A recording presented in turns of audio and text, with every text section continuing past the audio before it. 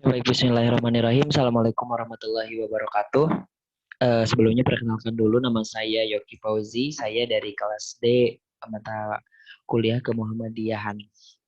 Nomor student saya ataupun student nomor saya 20 2005 10 308. Pada kesempatan kali ini saya akan mempresentasikan tentang profil dari Kiai Haji Ahmad Dahlan.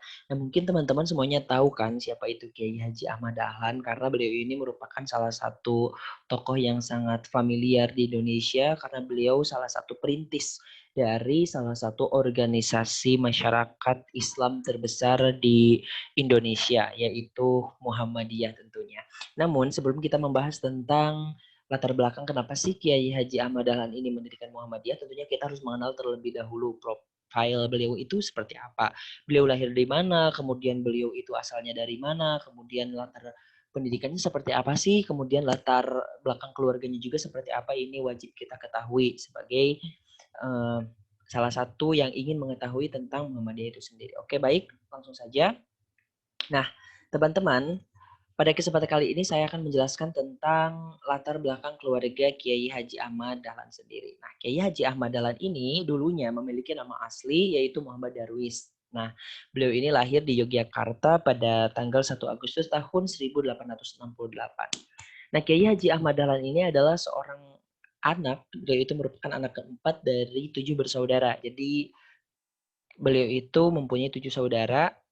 Nah, beliau ini terlahir dari seorang ayah yang bernama Kiai Haji Abu Bakar.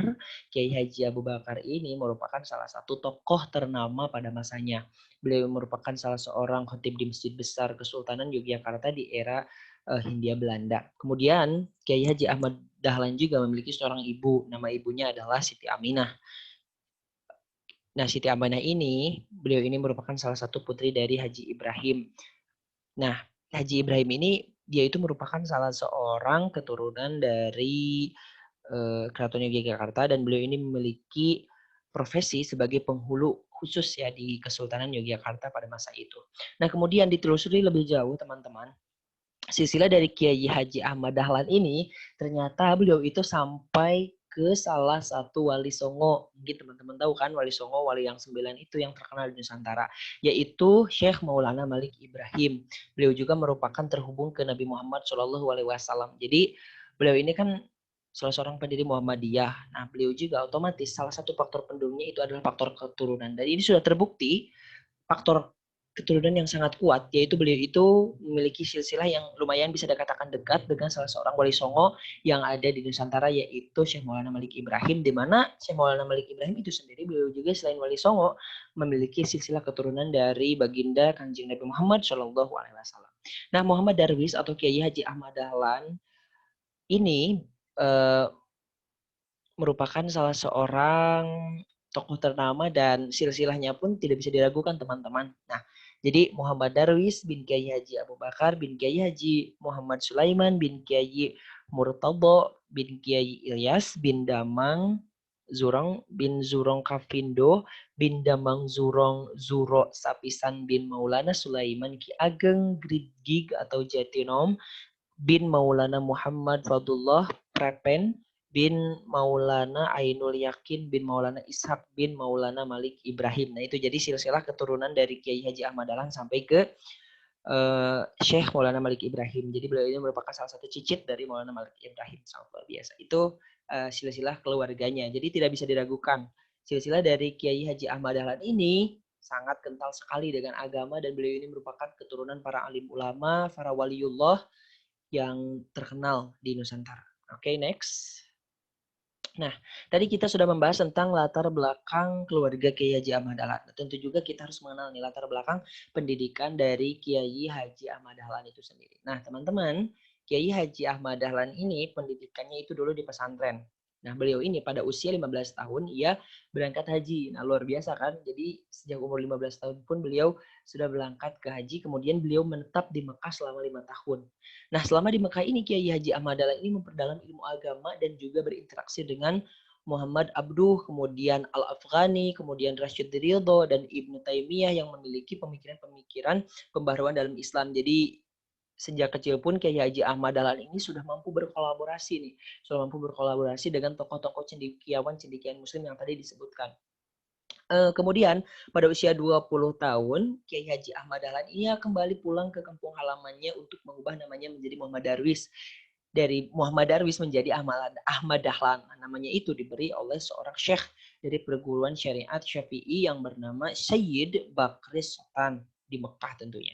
Nah, Kiai Haji Ahmad Dahlan berhubung juga dengan jamaah haji dari Jawa Barat, Minangkabau, Aceh, Sulawesi, dan daerah lainnya yang memiliki kepercayaan kuat terhadap Islam. Nah, dari situ ia bersama-sama dengan teman-teman yang memiliki keinginan yang sama, yaitu untuk melawan penjajah Belanda dan perlunya memurnikan Islam di Nusantara, karena memang pada waktu itu teman-teman banyak paham-paham tentang Islam. Jadi akidah-akidah umat Islam di Indonesia pada waktu itu memang sedang goyah. Nah, kemudian sepulangnya dari Mekah, Kiai Haji Ahmad Dahlan ia pun diangkat menjadi khotib Amin di lingkungan Kesultanan Yogyakarta. Kan ayahnya juga yaitu Abu Bakar menjadi khotib di Kesultanan Yogyakarta. Nah, beliau juga sekarang diangkat pada waktu itu diangkat menjadi salah seorang khotib di Kesultanan Yogyakarta. Nama kecil Kiai Haji Ahmad Dahlan Muhammad Darwis. Nah, saat masih kecil beliau diasuh ya oleh ayahnya sendiri yaitu Kiai Haji Abu Bakar, karena sejak kecil Muhammad Darwis ataupun Kiai Haji Ahmad Dahlan ini mempunyai sifat yang baik, budi pekerti yang halus dan hati yang lunak serta berwatak cerdas. Makanya ayah bundanya sangat sayang kepada Kiai Haji Ahmad Dahlan ini. Teman-teman, ketika Kiai Haji Ahmad Dahlan menginjak usia 8 tahun, ia dapat membaca Al-Quran dengan lancar. Sangat luar biasa kan, pada waktu itu masih, istilahnya pendidikan masih rendah gitu, tapi di usia 8 tahun sudah mampu membaca Al-Quran dengan baik dan benar. Itu sangat prestasi yang sangat luar biasa yang dicapai oleh Kiai Haji Ahmad Dahlan sewaktu kecil. Kemudian dalam hal ini Kiai Haji Ahmad Dahlan memang seorang yang cerdas pikirannya karena dapat mempengaruhi teman-teman sepermainannya dan dapat mengatasi segala permasalahan yang terjadi pada waktu itu. Kemudian mereka Kiai Haji Ahmad Dahlan juga beliau itu menjadi salah seorang pembawa pembawa pengaruh baik untuk teman-teman yang ada di sekitarnya. Nah, jadi sejak kecil pun Kiai Haji Ahmad Dahlan itu sudah ada watak kepemimpinan-pemimpinannya gitu. Nah, sehingga dia itu banyak disegani pada waktu itu. Kemudian pada abad ke-19, nah itu berkembang suatu tradisi mengirimkan anak kepada guru untuk menuntut ilmu. Jadi ada tradisi nih pada waktu itu di mana seorang ayah itu harus merelakan anaknya untuk menuntut ilmu. Nah, menurut Carol Stranding, sebagaimana yang dikutip oleh Wayne Tansarini, pada waktu itu ada 6 macam guru yang terkenal pada masa itu, yaitu guru ngaji Quran, guru kitab, guru torekat, guru ilmu gaib, kemudian penjual jimat dan lain-lain. Nah, dari 5 macam guru tadi Muhammad Darwis belajar mengaji Al-Quran pada ayahnya, sedangkan belajar kita pada guru-guru lain. Setelah menginjak dewasa, Muhammad Darwis mulai membuka ke arah kitab kuning, yaitu untuk mengaji kepada Kiai Haji Muhammad Saleh dalam bidang ilmu fiqih dan kepada Kiai Haji Muslim dalam bidang ilmu nahwu. Nah, kedua guru tersebut ini merupakan kakak ipar yang rumahnya berdampingan juga dan satu komplek itu. Kemudian guru-guru dari Kiai Haji Ahmad Dahlan ini, guru-gurunya itu yang bisa disebut adalah Kiai Haji Abdul Hamid, Kiai Haji Muhammad Nur, Kiai Haji Syekh Hasan, dan banyak lagi yang lainnya. Gitu teman-teman. Jadi jika kita lihat perjalanan Kiai Haji Ahmad Dahlan dalam bidang pendidikan sangat luar biasa ya. Tadi mulai belajar di Mekah selama 5 tahun, bertukar pikiran, bertukar gagasan dengan para filosof-filosof muslim ternama tentunya yang sampai sekarang masih dikenal itu. Jadi sangat luar biasa sekali. Ketika beliau pulang pun ke Indonesia, beliau tetap melanjutkan pendidikannya. Nah, yang menjadi salah satu faktor pendorong terpenting dalam dunia pendidikan Kiai Haji Ahmad Dahlan, ini adalah didikan ayahnya yaitu Abu Bakar sejak kecil. Kiai Haji Ahmad Dahlan sejak kecil sudah diberikan nasihat oleh ayahnya, kemudian sudah diajari bagaimana membaca Al-Quran, sehingga beliau sejak kecil pun sudah mampu membaca Al-Quran itu, teman-teman.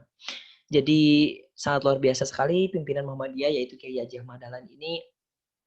Latar belakang pendidikannya sangat luar biasa, khususnya dalam dunia keislaman gitu.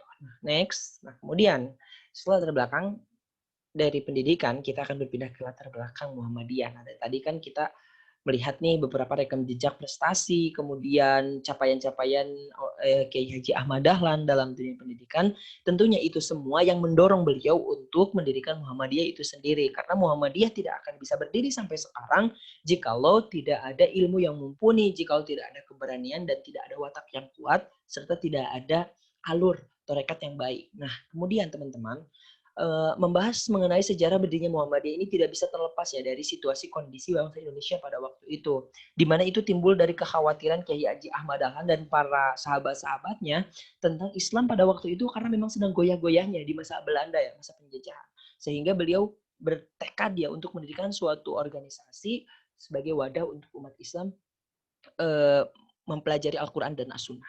Latar belakang berdirinya Muhammadiyah juga tidak terlepas dari aspek sosial agama di Indonesia, kemudian sosial politik di Indonesia, kemudian realitas politik Islam Hindia Belanda. Oleh karena itu berdirinya Muhammadiyah berhubungan erat teman-teman dengan 4 pokok. Nah, apa tuh 4 pokoknya? 4 pokoknya itu yang pertama adalah pemikiran Islam Kiai Haji Ahmad Dahlan. Tentu karena ada pemikiran Kiai Haji Ahmad Dahlan tentang Islam ke depannya, nah otomatis ini menjadi salah satu aspek kenapa sih didirikan Muhammadiyah gitu. Kemudian realitas sosial religius di Indonesia karena memang pada waktu itu kondisi agama sedang semerawut dalam artian masih banyak paham-paham yang benar-benar keluar dari koridor Islam Ahlus Sunnah wal Jamaah pada waktu itu. Kemudian realitas sosial pendidikan karena pendidikan masih kurang juga pada waktu itu dan realitas politik Islam Hindia Belanda karena Islam masih terkontaminasi oleh politik-politik Islam Hindia Belanda pada waktu itu. Kemudian masih banyak yang lainnya yang menjadi latar belakang didirikannya organisasi Muhammadiyah ini teman-teman. Jadi pokoknya intinya sih didirikannya organisasi Muhammadiyah oleh Kiai Haji Ahmad Dahlan itu tujuannya yaitu untuk melestarikan ajaran Islam di Nusantara tentunya dengan konsep Al-Quran dan As-Sunnah sebagaimana yang selalu diajarkan di dalam ruang lingkup Muhammadiyah yaitu mengacu pada sunnah yang diajarkan oleh baginda Nabi Muhammad Shallallahu Alaihi Wasallam. Nah, kemudian teman-teman sesuai dengan ide pembaharuan yang diserap dari pemikiran Timur Tengah karena Kiai Haji Ahmad Dahlan kan pernah belajar di Timur Tengah sehingga beliau itu menyerap beberapa ilmu. Kemudian beliau pun melakukan usaha untuk meluruskan akidah dan amal ibadah umat Islam di Indonesia pada waktu itu. Melihat kondisi umat Islam yang cukup kritis, Kiai Haji Ahmad Dahlan terdorong untuk mendirikan organisasi ini, yaitu organisasi Muhammadiyah. Nah, sehingga lahirlah teman-teman, yang teman-teman ketahui sekarang, lahirlah sebuah organisasi Islam masyarakat terbesar di Indonesia, yaitu organisasi Muhammadiyah yang berdiri pada tanggal 8 November 1912 di Yogyakarta. Nah, perkumpulan tentang Muhammadiyah berusaha mengembalikan ajaran Islam kepada sumber aslinya, yaitu Al-Quran dan Al-Hadis yang diwujudkan melalui usaha memperluas, mempertinggi pendidikan Islam, serta mempertengah keyakinan agama Islam. Tujuan dari berdirinya yaitu tadi untuk meluruskan akidah umat yang pada waktu itu tetap masih goyah umat Islam pada waktu itu masih goyah, nah sehingga akhirnya haruslah dibentuk suatu organisasi untuk meluruskannya, yaitu Muhammadiyah hadir sebagai organisasi yang meluruskan akidah umat pada waktu itu yang diprakarsai oleh Kiai Haji Ahmad Dahlan dengan berbekal ilmu dari Timur Tengah dan berbekal jiwa kepemimpinan serta nilai religius yang sangat baik yang mana sejak kecil sudah ditanamkan oleh ayahanda dan ibundanya dari lingkungannya. Terlebih beliau juga merupakan salah seorang keturunan dari waliullah. Nah, teman-teman, mungkin itu yang dapat saya sampaikan. Sebetulnya masih banyak yang akan saya sampaikan, tapi intinya dari apa yang saya presentasikan ini dapat disimpulkan bahwa jika kita melihat latar belakang dari para pemimpin Muhammadiyah ini, itu sangat banyak sekali teman-teman, sangat luar biasa sekali, banyak sekali hikmah dan faedah yang bisa kita ambil. Termasuk latar belakang keluarga itu sangat mempengaruhi jiwa kita gitu ya. Untuk mendirikan sesuatu. Terlebih kan tadi Kiai Haji Ahmad Dahlan beliau keturunan para ulama, kemudian pendidikannya pun sejak kecil sudah mulai dibentuk karakternya sehingga beliau mampu menciptakan suatu organisasi dengan berlandaskan dorongan dari hatinya untuk meluruskan agama Islam, mengembalikan faham masyarakat yang pada waktu itu sedang goyah, sedang hancur karena banyak paham-paham dari luar, kembali kepada jalan dan konsep Al-Quran dan Al-Hadis serta As-Sunnah. Seperti itu teman-teman. Nah, mungkin itu presentasi yang dapat saya sampaikan. Mohon maaf atas segala kekurangan. Terima kasih untuk kesempatannya. Kalau ada yang salah, mohon dimaafkan dan nanti tolong dibenarkan saja. Terima kasih. atas kesempatannya. Hadanallahu wa iyyakum ajmain. Wassalamualaikum warahmatullahi wabarakatuh.